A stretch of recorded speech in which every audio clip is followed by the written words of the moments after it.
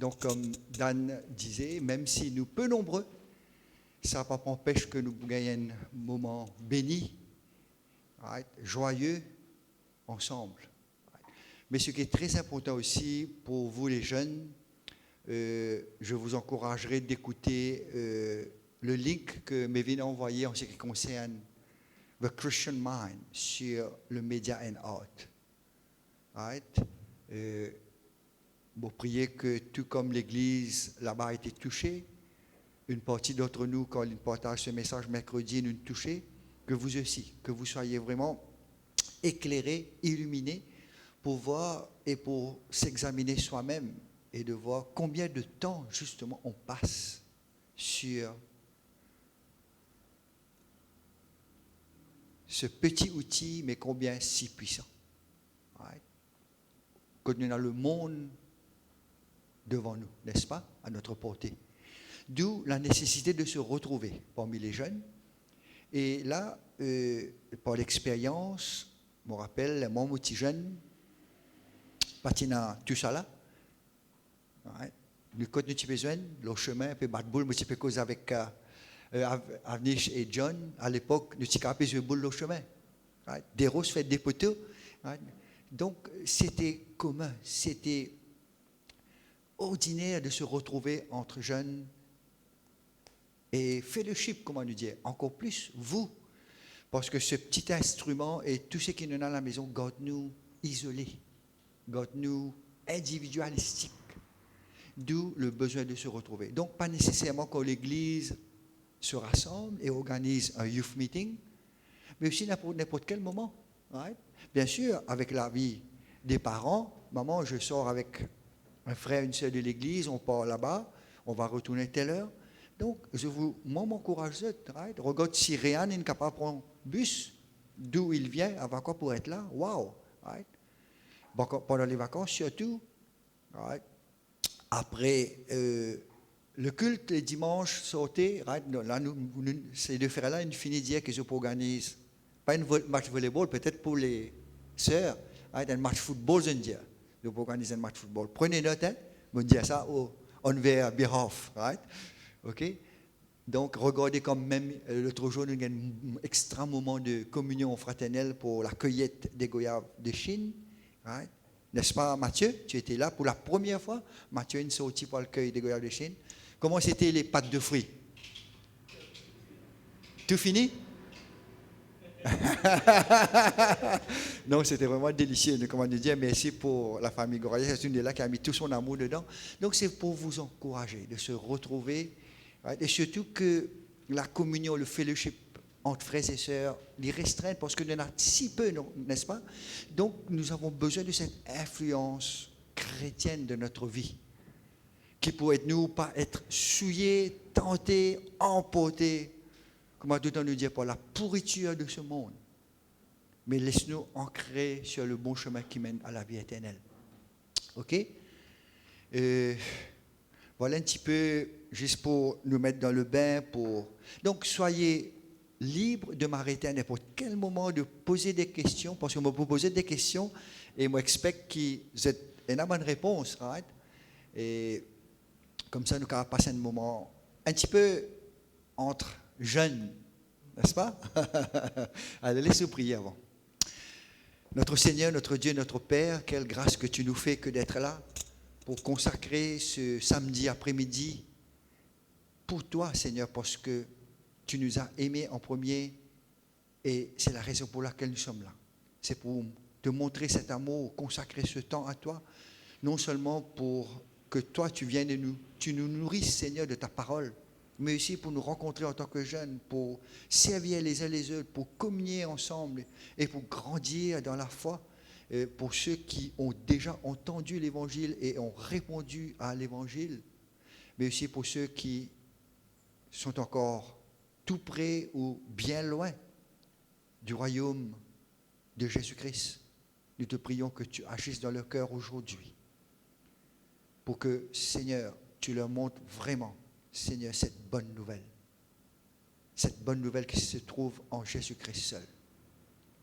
Seigneur, viens nous en aide, Seigneur, et soit avec Kiran qui est sur son chemin, tu le ramènes sain et sauf, et que nous puissions passer un moment béni ensemble. C'est dans le nom de Jésus-Christ que nous te prions. Amen.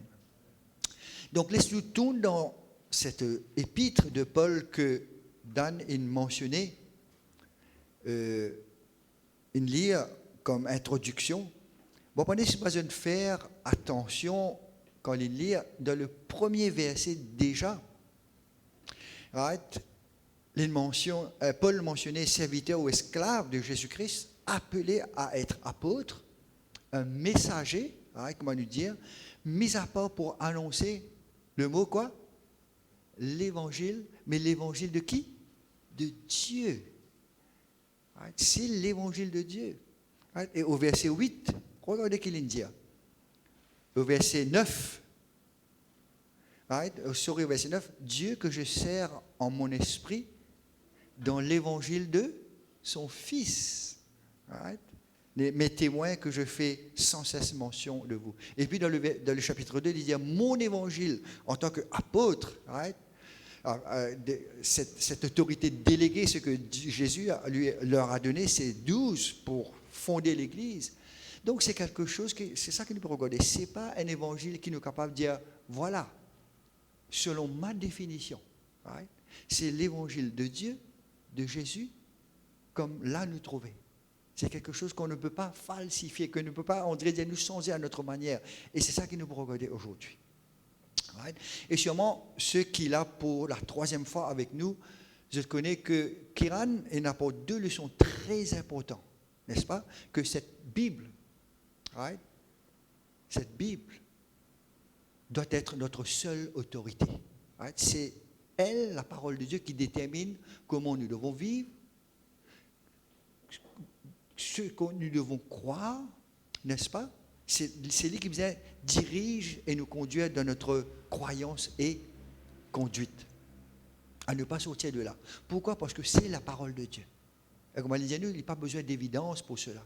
En elle-même, la parole de Dieu suffit. Right? Et puis, qu'est-ce qu'il a? Deuxième partage, je t'en rappelle? Ah, j'ai fini billet tout. L'exclusivité de Jésus-Christ.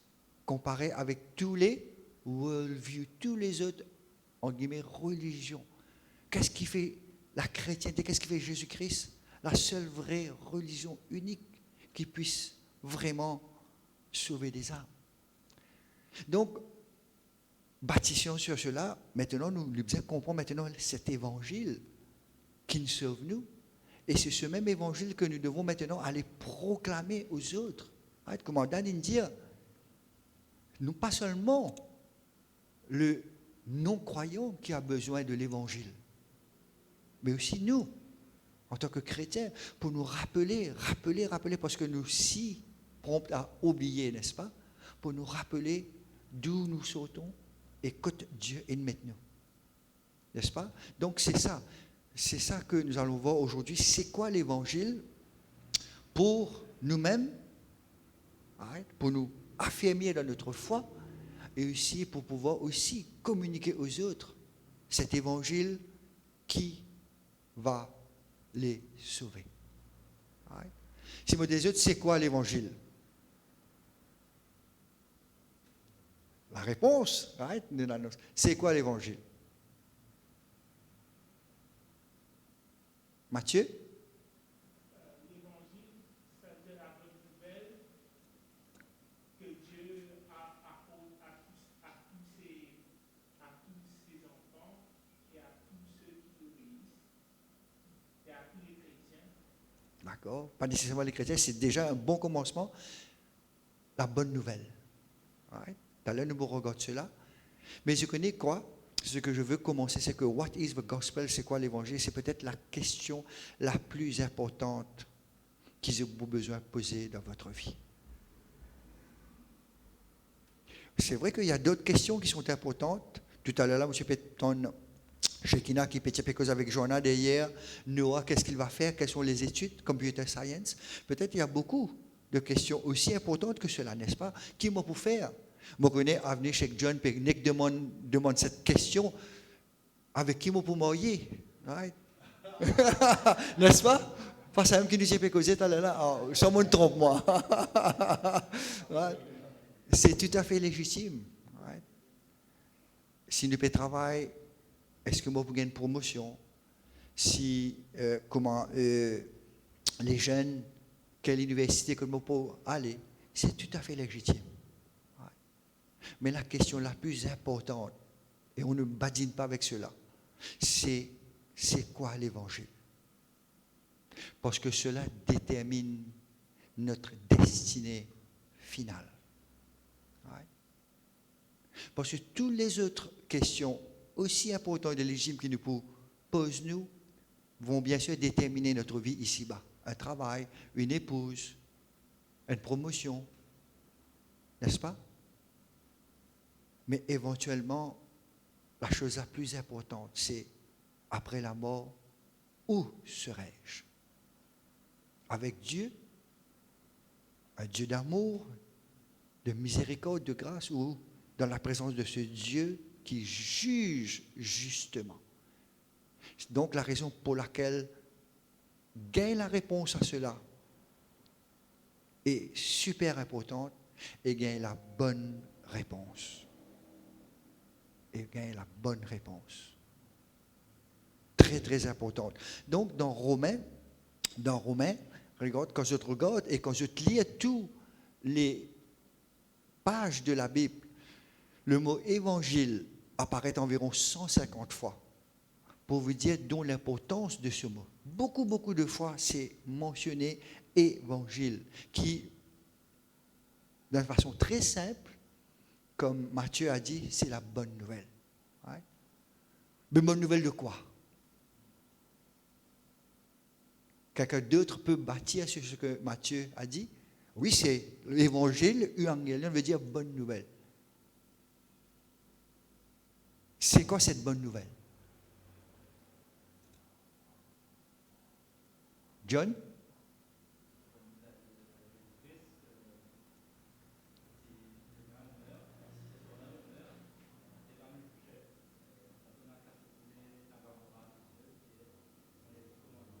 Mm-hmm.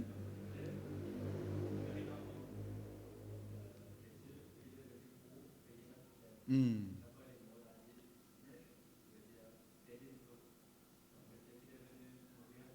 Mm. Ouais.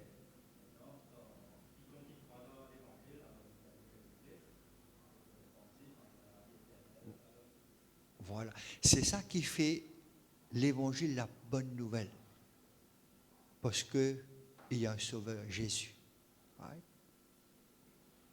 Parce que dans cette bonne nouvelle, c'est le salut de notre âme.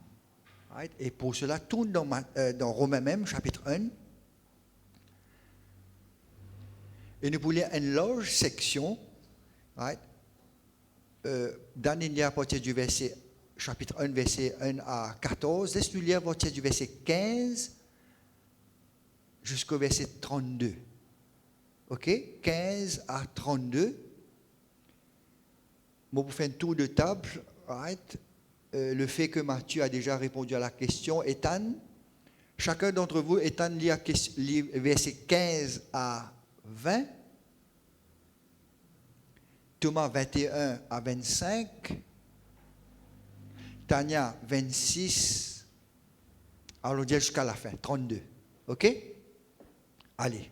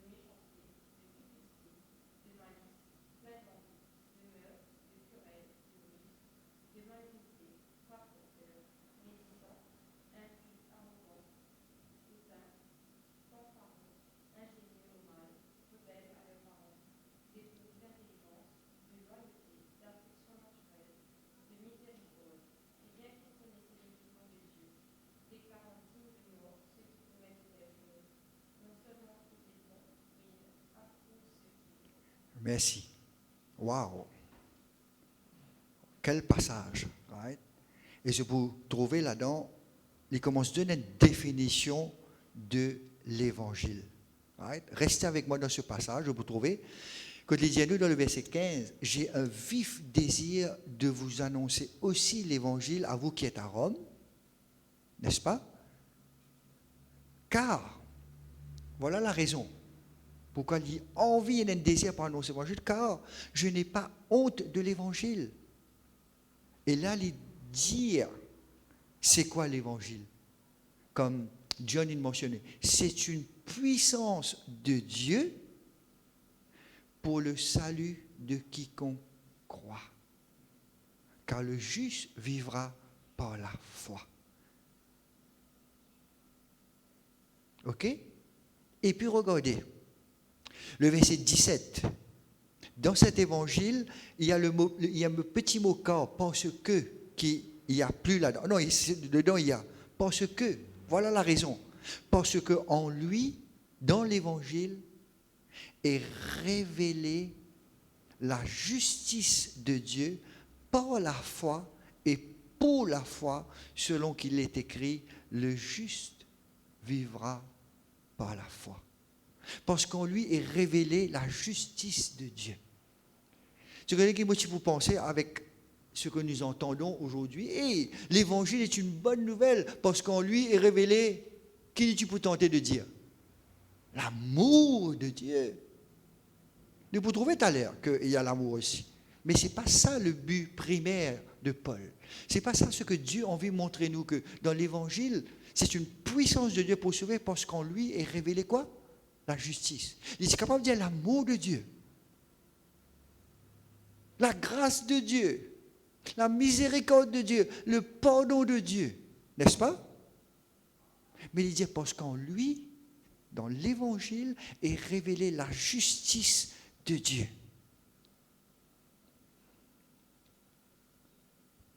Qui c'est qui peut me donner une définition de justice?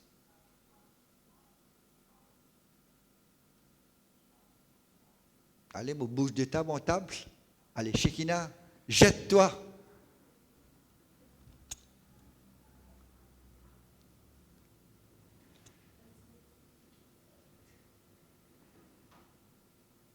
Quand il dit justice soit faite, nous on vit que quoi?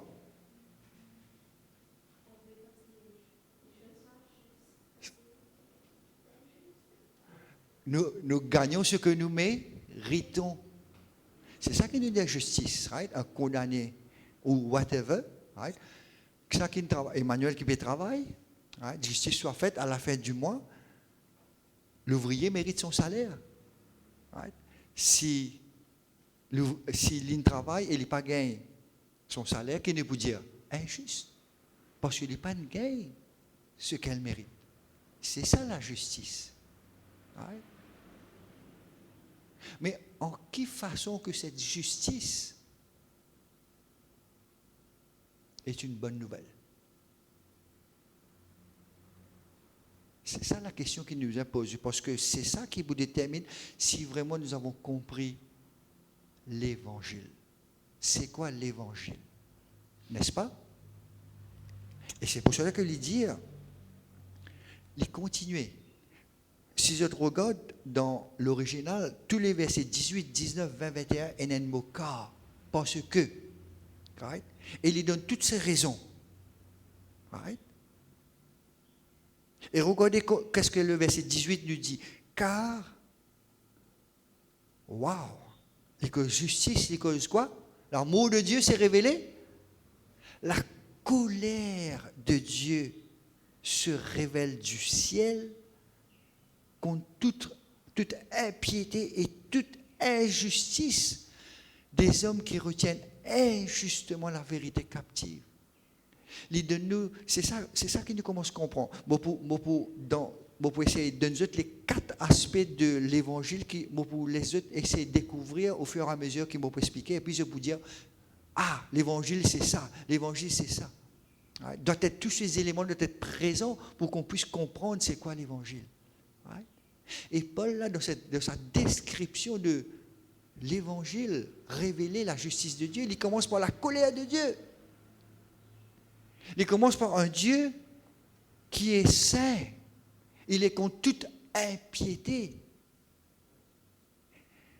contre toute injustice, contre tous ceux qui rejettent et qui gardent la vérité captive. Donc voilà, nous trouvons quoi? Ce qu'on appelle les attributs, un caractère de Dieu, qui nous montre là, dans l'Évangile, et révéler non seulement la justice de Dieu, mais Dieu dans tous ses attributs, dans tout son caractère. Il est saint. Et il est le péché. Il est juste. Il est l'injustice. Il est vérité. Il est le mensonge. Si vous continuez, encore une fois, le verset 19, car ce qu'on peut connaître de Dieu est manifeste pour eux. Donc, d'une certaine façon, il y a des choses qu'on peut apprendre de Dieu sans qu'il nous révèle d'une façon spéciale, n'est-ce pas? Dieu le leur ayant fait connaître. Et regardez, il continuait le verset 20, car, encore une fois, ce mot corps manquait dans le français. En effet, les perfections invisibles de Dieu. Qu'est-ce que nous voyons en ce qui concerne Dieu? Il est parfait, invisible. Sa puissance éternelle et sa divinité se voient comme à l'œil depuis la création du monde, quand on les considère dans ses ouvrages, ils sont donc inexcusables. Tout homme est donc inexcusable. Waouh! Depuis la création du monde. Donc, nous trouvons un Dieu créateur. Et c'est pour cela que Avni Shinsoze chante How great thou art, n'est-ce pas? Quand dans les bois, nous y allons dans les bois, Piton Savane. Et c'est ça, quelquefois, moi, bien content de la nature, quel que soit ce ciel bleu, la montagne, nous fait une randonnée, nous rappelle quoi? Pas probablement simplement, Mathieu, pas de fruits après, mais la création hein, de ce Dieu créateur. Nous sommes tout contents de ça, pas de fruits là, right?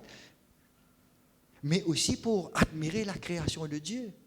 Nous, la mer, pour, non seulement pour un bon bain, mais aussi pour réjouir-nous de sa création. Et c'est ça que l'Évangile nous ramène, à ce Dieu créateur. Et que je connais quoi quand nous regardons tout cela. Il fait nous penser que je ne suis pas là de tout ce qui existe. Je ne suis pas là, l'homme, comment le monde, on veut faire nous connaître le pinacle de toute la création. Surtout moi, je ne suis pas là, je ne suis pas de tout ce qui existe. Il y a toute aussi la création que Dieu a fait. N'est-ce pas? Quand nous regardons tout ce que Dieu a créé, ça nous rappelle une chose. Nous ne sommes pas là par chance. Le monde n'a pas été créé par un Big Bang Theory. N'est-ce pas? Le monde n'a pas été créé par l'évolution génétique des races. N'est-ce pas? Le monde n'a pas été créé par des mutations chromosomiques, comment on appelle ça? N'est-ce pas? Mais le monde a été créé et chaque homme a été créé by intelligent design. N'est-ce pas? À la perfection comme Dieu l'a fait.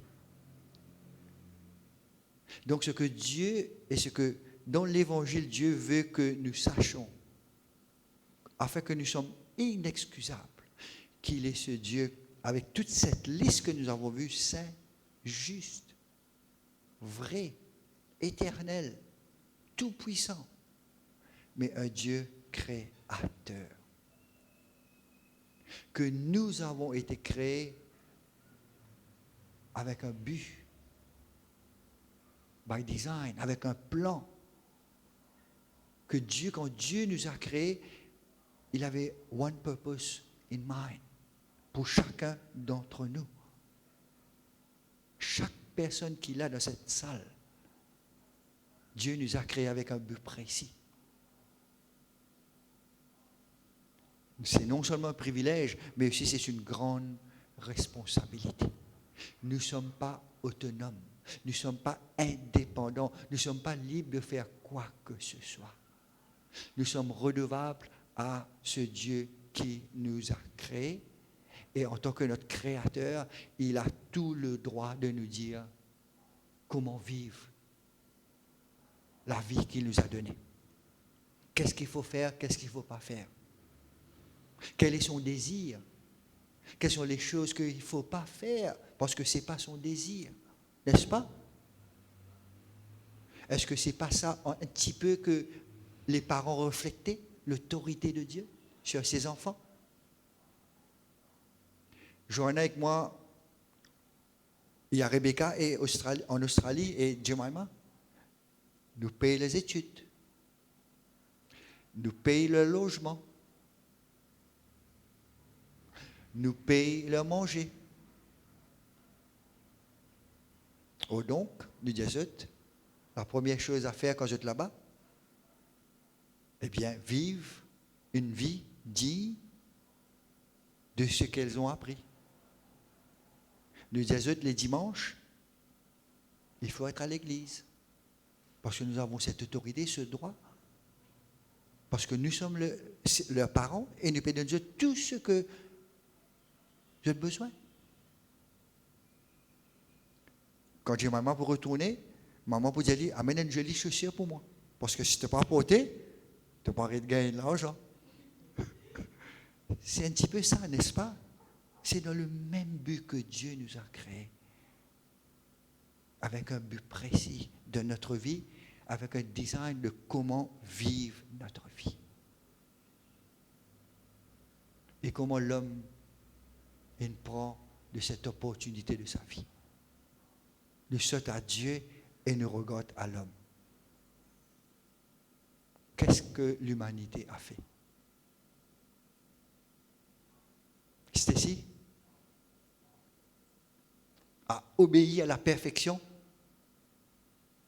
Emmanuel dit non, toi aussi tu dis non.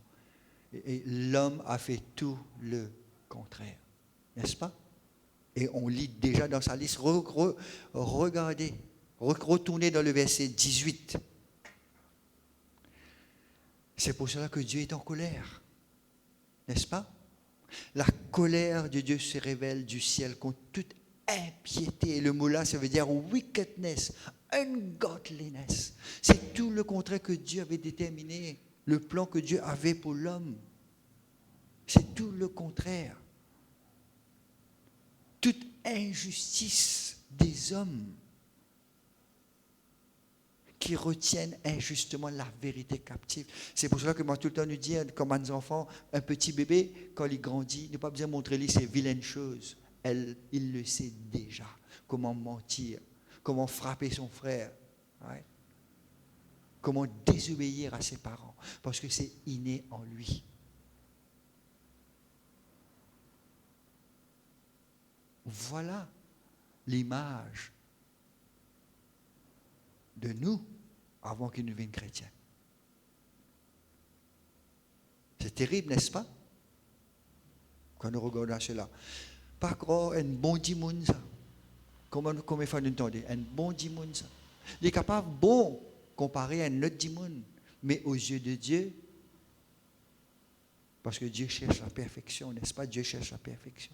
Si nous continuons, regardez dans le verset 21. Encore une fois, il y a ce mot car. Car, ayant connu Dieu comme ce Dieu créateur, ils ne l'ont point glorifié comme Dieu. Waouh! Et ne lui ont point rendu grâce. Nous, combien tout le contraire, nous qui avons connu Dieu, n'est-ce pas? Chaque jour, quand nous levons, on espérait que nous tout faisons. Même si nous ne sommes pas encore chrétiens, mais nous connaissons Dieu comme notre Créateur. Merci Seigneur pour la nuit, le sommeil, pour ce nouveau jour que tu nous donnes. Le monde, jamais rendre grâce. Devant une assiette mangée, jamais je pour rendre grâce. Un verre de l'eau, jamais je pour rendre grâce. C'est terrible, hein? Surtout chose les plus banales. Que nous devons bien glorifier Dieu et rendre grâce. Voilà comment l'humanité est tournée. Continuez. Voilà ce qui décrit l'humanité. Ils se sont égarés dans leurs pensées.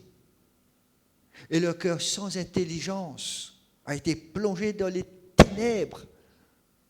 Waouh, quelle description de l'homme au contraire de Dieu, vous êtes.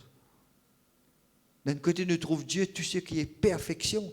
De l'autre côté, nous trouve l'homme, tout ce qui est pécheur. N'est-ce pas? Se vantant d'être sages, ils sont devenus fous. Ils ont changé la gloire de Dieu, incorruptible, en image. Je dois encore rappeler l'image que représentant l'homme corruptible, des oiseaux, des quadrupèdes et des reptiles. Je dois encore rappeler l'exemple que Kiran avait donné. Son papa lui a donné une montre. Qu'il lui dit, les regards de la montre, qu'il lui dit, papa, papa, papa. C'est exactement ce que l'humanité fait. De tout ce que Dieu a créé, se dire ça, mon bon Dieu, ça vache là, mon bon Dieu, ça quelque là, mon bon Dieu, ça statue là, mon bon Dieu. C'est exactement cela. L'homme qui nous trouvait ne donne pas gloire, égaré dans leurs pensées, cœur sans intelligence, cœur dans les ténèbres, fou, idolâtre. Je t'en veux encore, description de l'humanité. Ce que Daniel a lu, verset 24, c'est pourquoi Dieu les a livrés à l'impureté, selon les convoitises de leur cœur, en sorte qu'ils déshonorent eux-mêmes leur propre corps. C'est ça qui nous trouve le lesbianisme, l'homosexualité, le transsexualité. Tout ce qui se passe aujourd'hui, c'est une description de la chute de l'homme.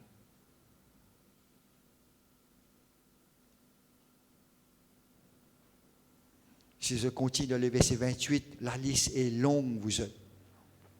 La liste est longue. Ils ne sont pas souciés de connaître Dieu. Dieu les a livrés à leur sens réprouvé pour commettre des choses indignes. Regardez la liste dans le verset 29, remplie de toute espèce.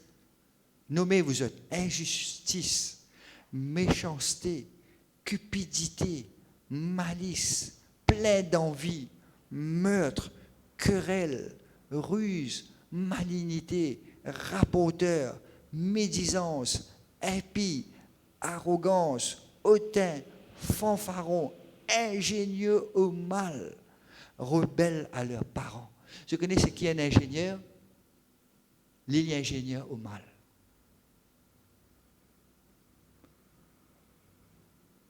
Voilà la liste.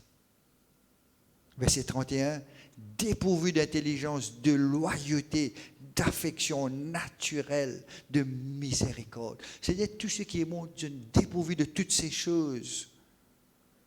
Ouais. Et bien qu'ils connaissent le jugement de Dieu, déclarant dignes de mort ceux qui commettent de telles choses. Non seulement ne les font, mais il approuve ceux qui les font. Et si nous tournons dans Romains chapitre 2, versets 11 et 12, car devant Dieu, Romains chapitre 2, versets 11 et 12, car devant Dieu, il n'y a point d'acception de personne. Tous ceux qui ont péché sans la loi périront aussi sans la loi, et tous ceux qui ont péché avec la loi seront jugés par la loi. En d'autres mots, tout ce qui nous décrit de l'homme, c'est que l'homme est pécheur. Et qu'est-ce qu'il mérite? La mort. Voilà la justice, n'est-ce pas? Tania, ouais, nous te fait trouver là. Shekinah, la justice, c'est quoi? L'obligation de donner à quelqu'un ce qu'il mérite. L'homme, pécheur, de toute cette liste, Dieu juste, qu'est-ce que Dieu doit faire? Rien? Punir, condamner, juger, et éventuellement mourir éternellement. Mais comment cela est une bonne nouvelle? Et c'est là, comme John a dit, tu peux te pousser un petit peu à côté pour me voir. Ah, c'est bon là. C'est là où, après avoir entendu la mauvaise nouvelle, hein, pour que l'évangile devienne une bonne nouvelle, que Jésus-Christ intervient là. Et qu'est-ce qu'il a fait? Comment John dit? Tout ce que nous méritons, cette justice de Dieu, de sa colère de Dieu, il le prend à notre place. Amen. C'est ça, la bonne nouvelle. C'est, comment on dit, substitut. Right? Substitut dans le football, je trouve ça dans le volleyball. Right? Quelqu'un qui remplace l'autre. C'est que veut dire qu'il est au terrain, tout coup de pied libre pour gagner là. N'est-ce pas? Blessé, c'est lui qui vous blesse, n'est plus celui qui est sur le banc de touche. Nous sommes maintenant sur le banc de touche. Christ prend tout à notre place. Cette colère que Dieu doit déverser, ce Dieu juste, ce Dieu de justice, il doit condamner, il doit juger le pécheur. C'est pour cela que l'évangile est la puissance de Dieu pour sauver, parce qu'en lui est révélée la justice. Avant l'amour, avant la grâce, avant le pardon, nous devons connaître ce Dieu de justice, l'homme pécheur. Et là, nous comment se trouve en Jésus-Christ, sur cette croix, l'amour, la grâce de Dieu. C'est là où intervient l'amour de Dieu. Parce que c'est la puissance de Dieu pour sauver. Right? Et comment dire, le juste vivra par la foi. Qui c'est qui peut décrire la foi pour moi? La foi veut dire un autre mot assez simple. Avnish?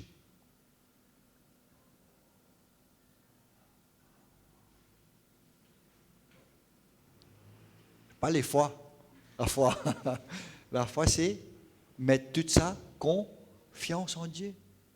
Dépendre sur Dieu. Right?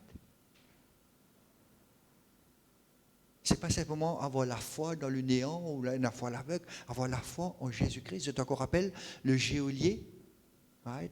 Quand Paul et Silas s'y avaient santé, ils se causent une banane sapée, quand il est venu, il dit, mais que dois-je faire pour être sauvé? La réponse était quoi? Elle prend baptême, ça devient après. Prier 5 fois? Non. Tu as besoin d'aller sauver une grosse Baptiste Church de Rosil pour être sauvé? Crois au Seigneur Jésus. Crois.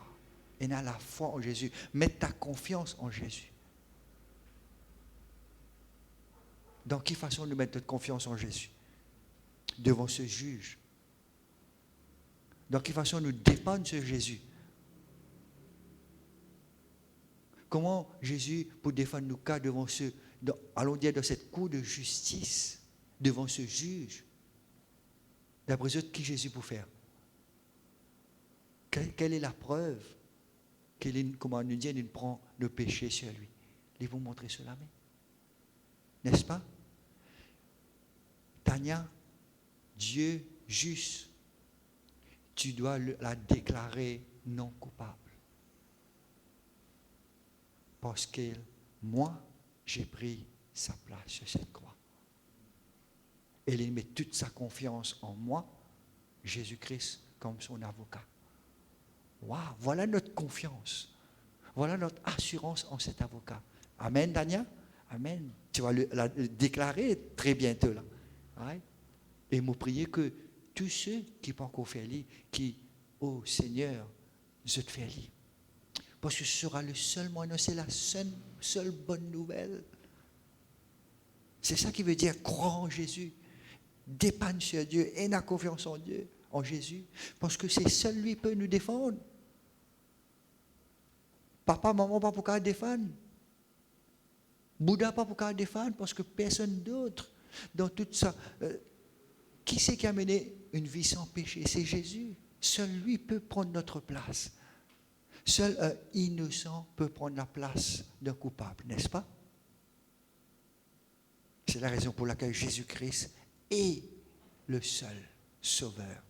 C'est la puissance de Dieu pour le salut, pour sauver quiconque croit, simplement croire.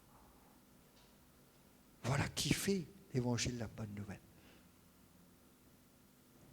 C'est extraordinaire. C'est aussi simple, mais comment nous dire, ça ne nous coûte rien, mais ça va tout nous coûter après. N'est-ce pas? Ouais. Voilà ce qui fait de l'évangile la bonne nouvelle. Il demande simplement la foi. Parce que sur cette croix, il y a cet échange qui nous passe, n'est-ce pas? Mes péchés, mes égarements, tout ce que je suis capable de faire dans ma vie repose sur Christ. Dieu le juge sur cette croix. Et lui, de toute sa vie sans péché, perfection, m'est imputé sur moi. Et quand Dieu me voit, il voit Jésus-Christ en moi. Amen. Amen. Aussi simple que cela, mais c'est profond. C'est ça qui nous sauve. Qu'est-ce que nous avons vu? Subtilement, on ne pas dire les 4 points pour qui je commence le travail, qui nous trouvait en premier. Ryan, qui me dit, quand on commence l'évangile, nous ne commençons par qui? Non, avant Jésus, Dieu. Dieu, dans tout. Quand il faut pas me dire, on était, parce qu'il a plein de football, le cri. Ouais, il dit. Redis? Hein? En justice, cause faux, justice de Dieu, c'est ça qu'il nous trouvait.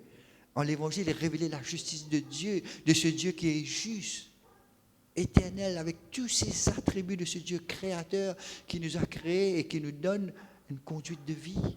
Croire. Et puis, qu'est-ce que nous avons vu? L'homme, n'est-ce pas? L'humanité pécheur. La mauvaise nouvelle. Ouais. Et puis, qu'est-ce qu'on a vu? La bonne nouvelle qui se trouve en Jésus-Christ. Ouais. Et comment on est sauvé en Jésus-Christ? Par la foi seule. Ouais. La grâce seule, au moyen de la foi seule en Jésus-Christ. C'est ça. Si nous avons la bonne réponse à cela,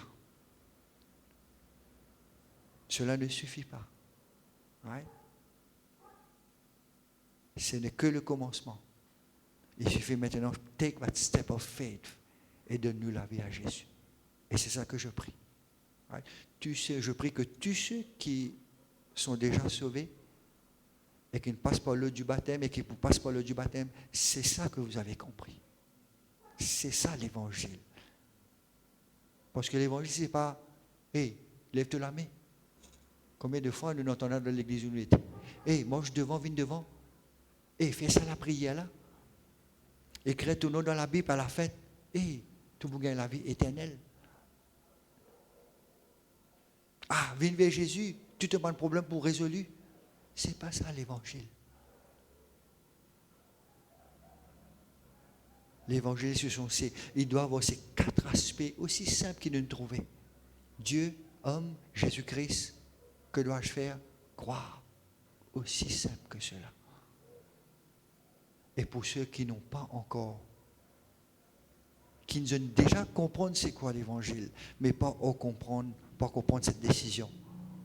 Et il faut le faire maintenant. Il faut le faire maintenant. Tout comme ce geôlier, que dois-je faire pour être sauvé? Crois. Crois au Seigneur Jésus. C'est personnel. Tu dois croire. C'est une question très singulière. Il n'est pas une demande, est-ce que mon voisin peut sauver? Qui m'a besoin de faire pour un tel? Que dois-je faire? Pas demander qui l'église pour aller après pour être sauvé. C'est sur vous. Et nous sommes capables de dire Réan, Emmanuel, Stacy, Thomas. Matthieu. C'est ça que nous vous disons. C'est ça que nous prions tous les jours, en tant que parents, en tant qu'Église, en tant que frères et sœurs, de cette classe sur le salut et le baptême. Oh, combien nous prions que voilà, nous vous trouvons d'autres âmes sauvées. De ce Dieu qui vous a donné cette seule vie, il exige quelque chose de vous. Et cela vous est imputé, cette responsabilité.